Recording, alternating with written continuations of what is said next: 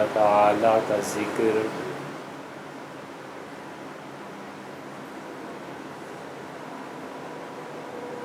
اللہ تعالیٰ کا ذکر اور اللہ کی یاد اتنی بنیادی چیز ہے کہ باقی تمام دین اس بنیاد پر قائم ہے۔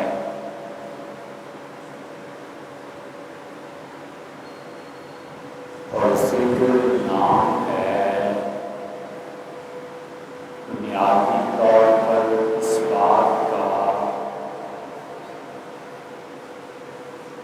کہ آدمی کی نظر میں، اس کے دل میں اور اس کے ذہن میں جس چیز کی اہمیت سب سے زیادہ ہوتی ہے وہ چیز انسان کے خیال کو گھیر لیتی ہے۔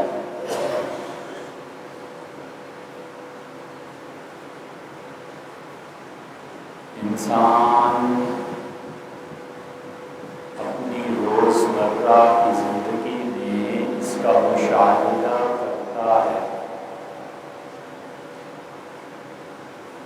کہ اس کے دماغ میں مرکزی خیال کس چیز کا رہتا ہے، اور وہ خیال پوری طرح اس انسان کو اس کام کی طرف متوجہ کرتا رہتا ہے۔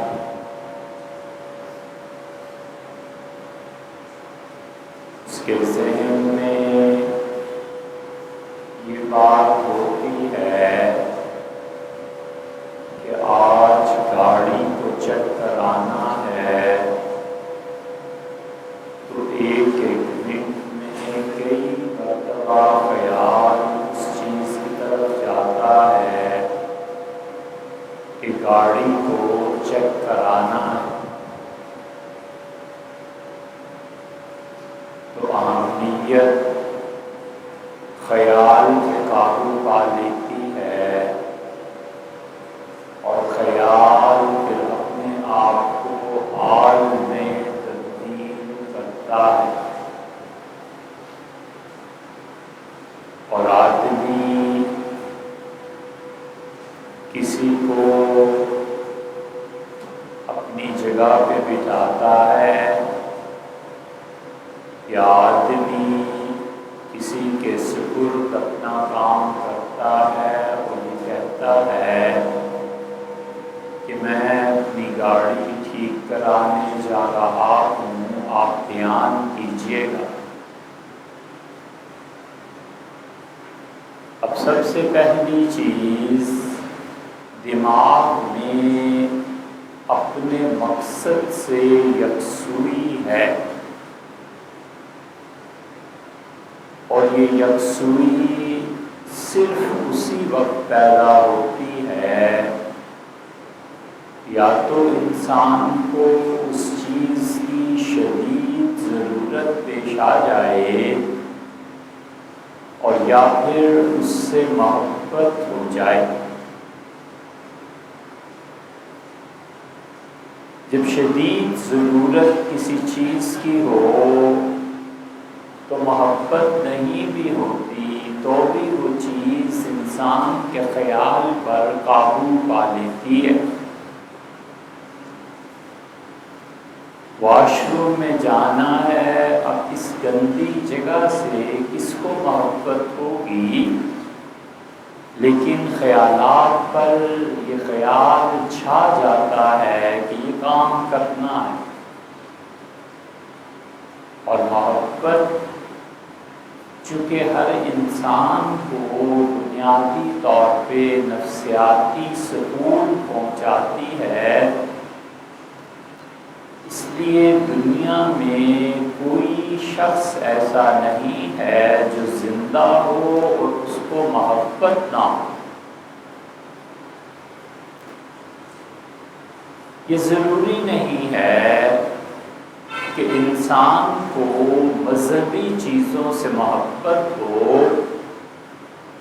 بچے کو کھلونے اور مٹھائی سے جیسی دلچسپی ہوتی ہے وہ حقیقت جانے بغیر محبت کرتا ہے۔ انسان اللہ سے محبت کا واسطہ منقطع کر دے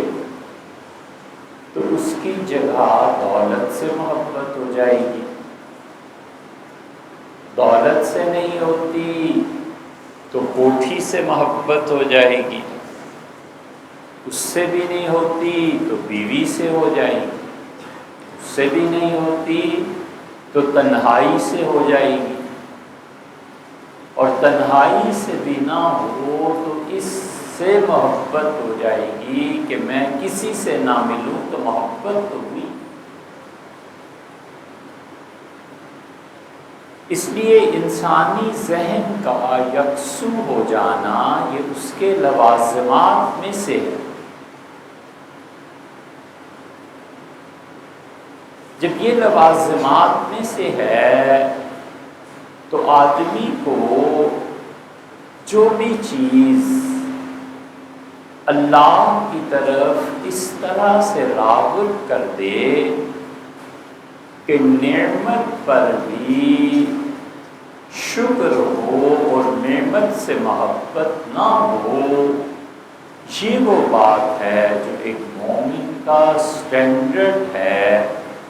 اور مطلوبہ شخصیت ہے، وانٹڈ پرسنالٹی جسے کہتے ہیں، یہ وہ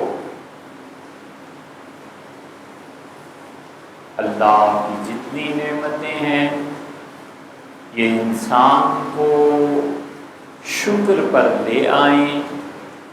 اور محبت پر نہ لائیں، بس اصل یہ ہے کیونکہ اللہ کی محبت میں سب سے بڑی رکاوٹ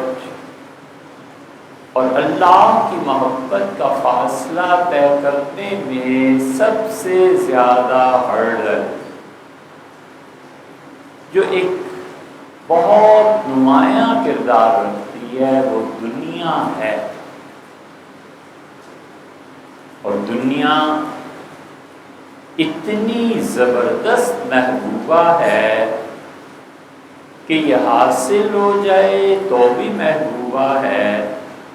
اور جس کو حاصل نہیں ہے اسے جو حاصل کرنے کی تمنا لگی ہوئی ہے یہ بھی محبوبہ۔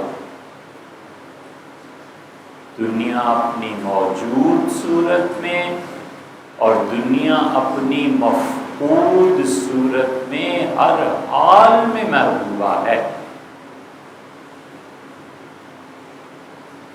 اور دنیا کی ہر وہ چیز جو اللہ کی یاد دلائے،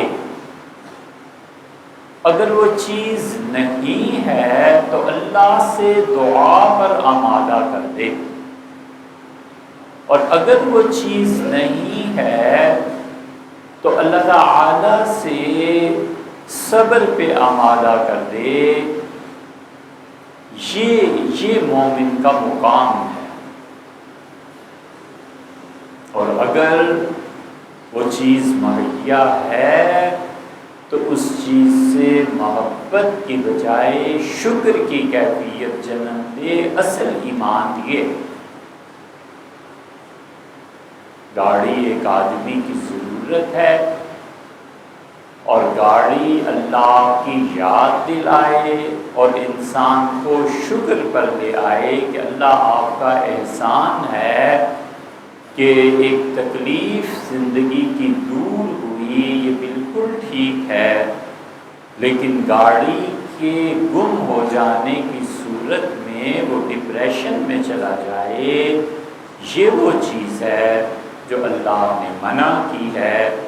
اس کا حق بس اتنا سا ہے کہ وہ کہے آپ نے ایک نعمت دی تھی،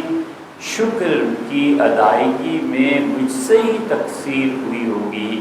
واپس چلی گئی، اے رب میں تیرا ہی بندہ ہوں اور میرا تعلق آپ کے ساتھ پہلے ہی جیسا۔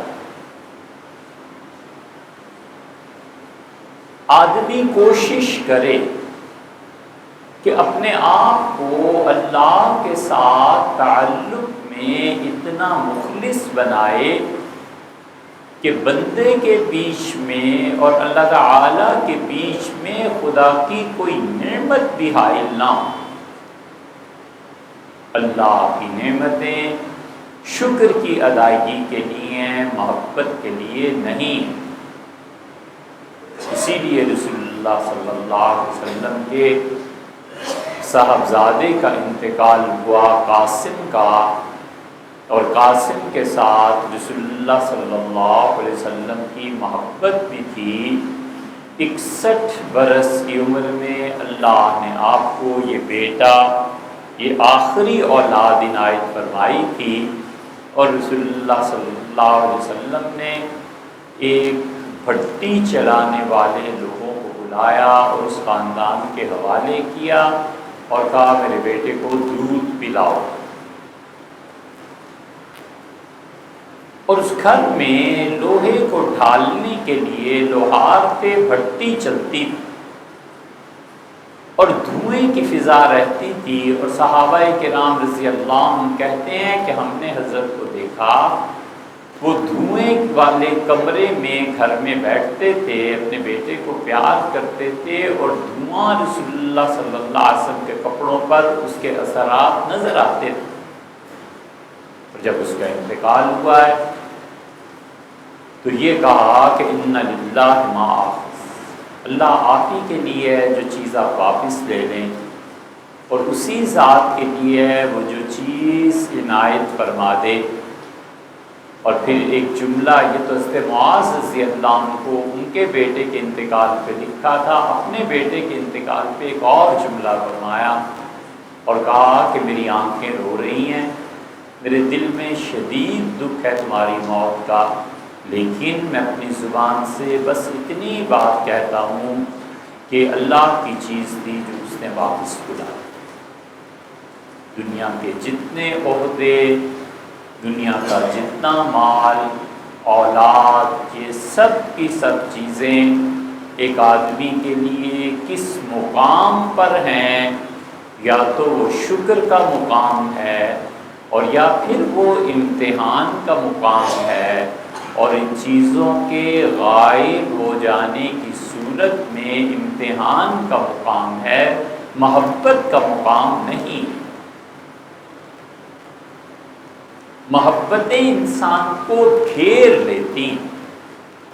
صبح اٹھتے ہی پہلے اس چیز کا خیال آتا ہے جس سے محبت ہے، اور رات جب تک نیند قابو میں نہ لے لے اس وقت تک اسی کے خیالات غالب رہتے ہیں۔ یہ انسان کو بالکل یکسو کر دیتا ہے اس طرف جس طرف محبت ہوتی۔ ہم نے اپنے اساتذہ کو اور مشائخ کو دیکھا، وہ اللہ کا ذکر، اللہ کی یاد اس پہ تلقین کرتے تھے، اور 2-2 گھنٹے 3-3 گھنٹے اللہ کے ذکر میں لگائے رکھتے تھے، اور جب وہ سمجھتے تھے کہ اس آدمی میں اللہ کی یاد پیدا ہو گئی ہے اور اس کے خیالات میں مرکزی خیال اللہ کا ہے، اور اس اللہ کی اہمیت اور خیال نے اسے گناہوں سے دور کر دیا ہے، تو پھر وہ مراقبات کی تلقین کرتے تھے اور کہتے تھے کہ تم نام تک رہے، اب نام سے ذات کی طرف چلو۔ اور ان کے اپنے مراقبات، سردیوں کی طویل راتیں، 8-8 گھنٹے ایک ریت میں بیٹھے رہنا اور اللہ کو یاد کرنا، یہ ہو ہی نہیں سکتا جب تک کہ یہ یکسوئی محبت سے پیدا نہ ہو۔ اور اس یکسوئی کا اثر یہ ہے کہ آدمی ضروریات تک اپنی زندگی کو محدود کر لیتا ہے، اور جب ضروریات تک محدود ہو جائے زندگی تو پھر اس کا مطلب یہ ہوا کہ اس آدمی کے دل میں زہد پیدا ہو گیا۔ زہد اس چیز کا نام نہیں ہے کہ انسانی زندگی کو معطل کر دیا جائے اور انسان جنگلوں میں چلا جائے۔ زہد اس چیز کا نام ہے کہ آدمی کا دل اللہ کی محبت کی وجہ سے غیر کی محبت سے دستبردار ہو جائے، یہ زہد ہے۔ اور زہد یہ ہے کہ انسانی اخلاقیات جنم دیں، کہ جتنے بھی انسانی اخلاقیات ہیں اگر یہ ہمارے سماجی سمجھوتے نہیں ہیں تو پھر بات اور ہے۔ اگر یہ سارے ہمارے سماجی تعلقات منافقت کی بنیاد پر قائم ہیں تو انسانی اخلاقیات نہیں ہیں۔ افسر سے مل کے خوش ہونا، عید کی مبارکباد دینا اور دروازے سے باہر آ کے اسے گالیاں دینا، بیوی کی تعریف کرنا اور باہر آ کے کسی اور گرل فرینڈ کا تذکرہ کرنا اور ماں باپ کی خدمت مصیبت سمجھ کے کرنا، یہ تمام کے تمام سماجی تعلقات کی بنیاد نفاق ہے کہ ہم جتنے گہرے منافق ہو جائیں گے اتنی اخلاقیات اچھی ہو جائیں گی۔ وہ انسانی اخلاقیات جو اسلام اور دین اور کتاب و سنت کی بنیاد پر انسان میں آتی ہیں، وہ صرف اور صرف اتنی سی بات ہے کہ یو آر مور امپورٹنٹ دین می۔ حضرت آپ مجھ سے زیادہ اچھے، آپ مجھ سے پہلے نمبر پہ، یہ چیز آپ کے لیے زیادہ ضروری۔ پیاس لگی بھی ہو شدید اور پانی اور شربت اٹھا کے دوسرے کو دے دے کہ 5 منٹ کی بات ہے آپ پیجیے میں پی لوں گا، یہ اس کا مطلب یہ ہے کہ اس کے ایمان نے اسے اور زہد نے، چیزوں کی بے رغبتی نے اس مقام پر کھڑا لا کر دیا ہے کہ وہ کہتا ہے کہ you are more important than, you are next, I am next, you are first. یہ جملے ایسے ہی نہیں آتے، یہ جملے اس وقت آتے ہیں جب اس کے دل میں یہ بات ہوتی ہے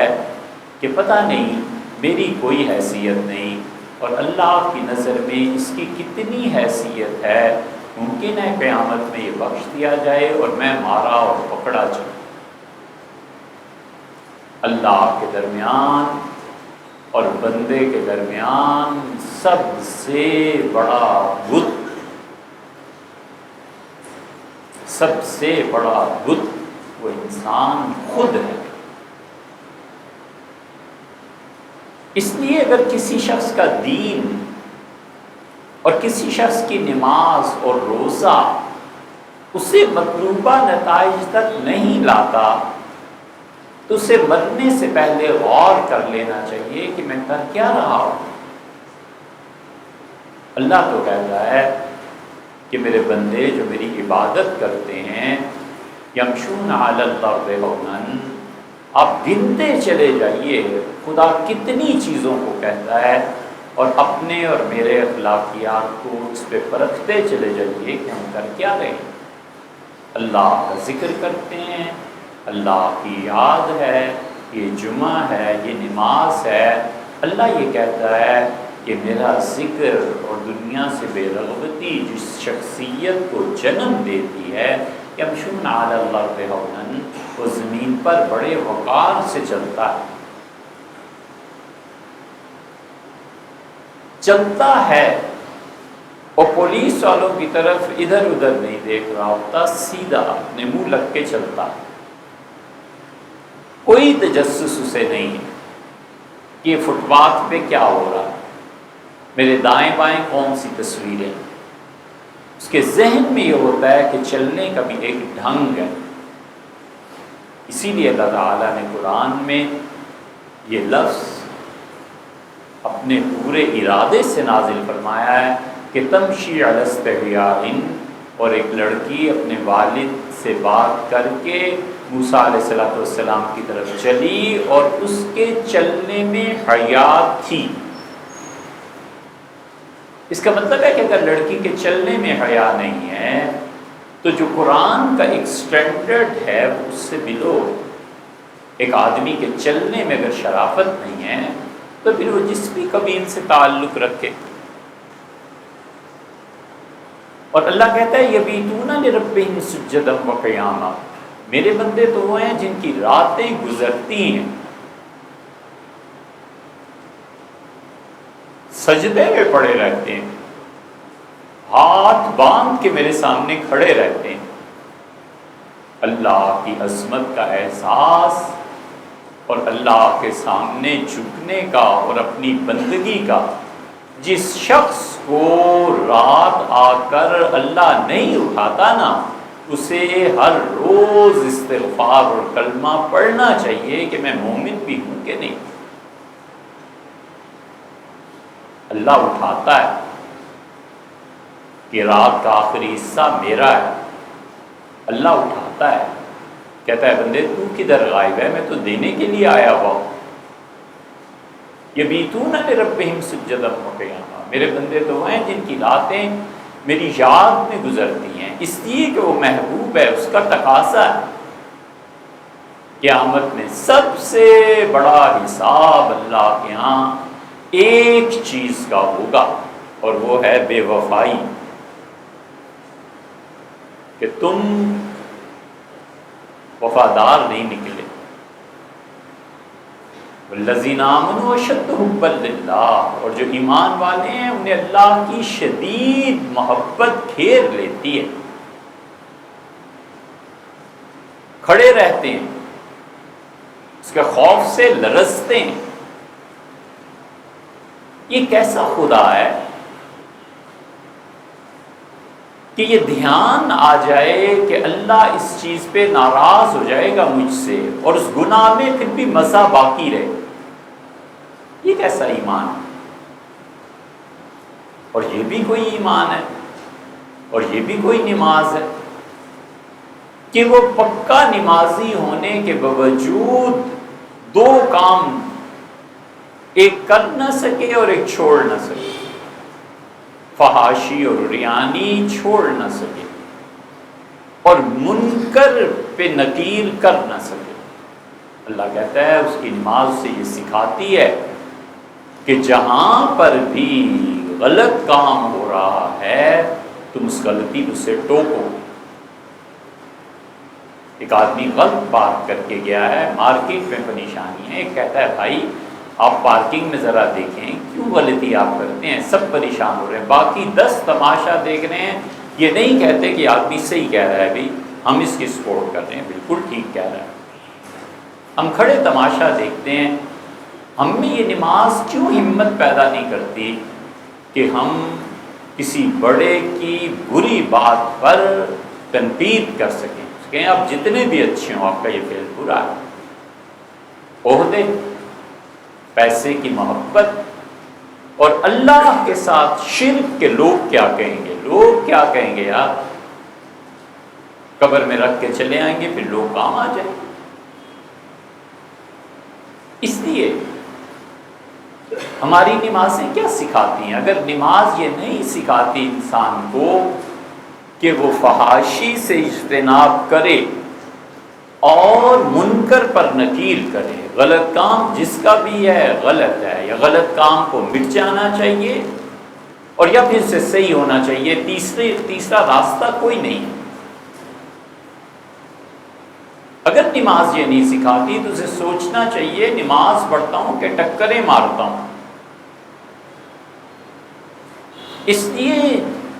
جب کسی چٹان پر باز اتر جائے تو کوئی پرندہ پھر قریب نہیں آتا، اور جس کچھار میں شیر گھس جائے جانور پناہ مانگتے ہیں، اس کچھار سے دور ہو جاتے ہیں۔ اسی طرح اللہ تصور نہیں، جب حقیقت بن کے کسی کے دل میں اتر جائے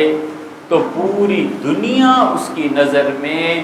ایک ٹکے اور ایک تنکے کے برابر ہو جاتی ہے کہ اللہ ہے اور میرے سمیت کچھ نہیں ہے۔ لا الہ الا اللہ کا مطلب بھی یہ ہے، ایک مطلب کہ اللہ ہے اور اللہ کے علاوہ اس کائنات میں کچھ نہیں ہے، عزت اور ذلت سب اس کے پاس ہیں، پیسہ، زور، تقوی، جنت اور جہنم سب اس کے پاس ہیں، اسی کا بندہ ہوں اور اسی کے ساتھ منہ لگنا ہے۔ جب یہ زہد پیدا ہو تو اس سے جرت جنم لیتی ہے، جب جرت جنم لیتی ہے تو پھر اس جرت سے بادشاہ بھی لرزتے ہیں، کانپتے ہیں، کیونکہ انہیں پتہ ہوتا ہے نظام اگر غلط کریں گے تو وہ جرت جو ایمان نے پیدا کی ہے وہ چیلنج کریں گے۔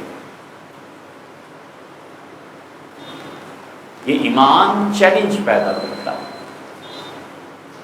اسی لیے چنگیز، ان کی اولاد تاتاری،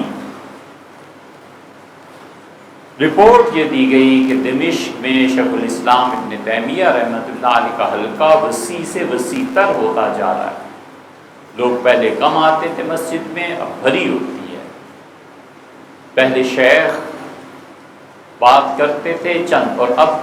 ہزاروں کا مجمع۔ اسے بلایا شیخ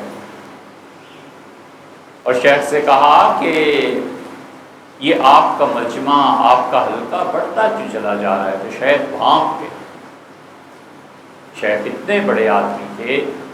کہ ابن قیم نے کہا تہجد کے وقت شیخ مسجد میں آتے تھے اور اشراق تک بیٹھ کے اللہ کو یاد کرتے تھے۔ ہمیں سفر کی وجہ سے جانا تھا، میں نے کہا شیخ سے کہ آج ناشتہ جلدی کر لیں، تو اٹھے، ناشتہ کیا اور کہا میرے بیٹے میرا اصل ناشتہ وہ تہجد سے لے کر اشراق تک اپنے محبوب اللہ کو یاد کرنا ہے۔ جس دن یہ رہ جائے نا اس دن سارا دن طبیعت ٹھیک نہیں رہتی۔ شیخ سمجھ گئے چنگیز اور انہوں نے کہا تمہارا کیا خیال ہے، میں تمہارے خلاف بغاوت کروں گا؟ واللہ ملک، خدا کی قسم تمہاری سلطنت اور ملک تتار اور پوری دنیا میں تاتاری اس وقت مسلمان دنیا میں غالب آ رہے ہیں، تم سب کی حکومت لا یساوی فی السن، میری نگاہ میں ایک ٹکے کے برابر نہیں۔ ان جنتی ان بستانی فی صدری، میری جنت، میرا باغ میرے سینے میں ہے، میں جہاں چاہوں جا کے بیٹھ جاتا ہوں، جہاں چاہوں جا کے اپنی دری، اپنی چٹائی بچھا لیتا ہوں اور اپنے مالک کو یاد کرتا ہوں۔ اس کی یاد سے بڑی کیا چیز ہے جو مجھے سکون بخشے؟ یہ زہد ہے، یہ ایمان ہے۔ اس لیے ہم میں سے ہر آدمی کو چاہیے کہ وہ دیکھے کہ اس کے اخلاقیات، سماجی تعلقات، اس کی بنیاد منافقت ہے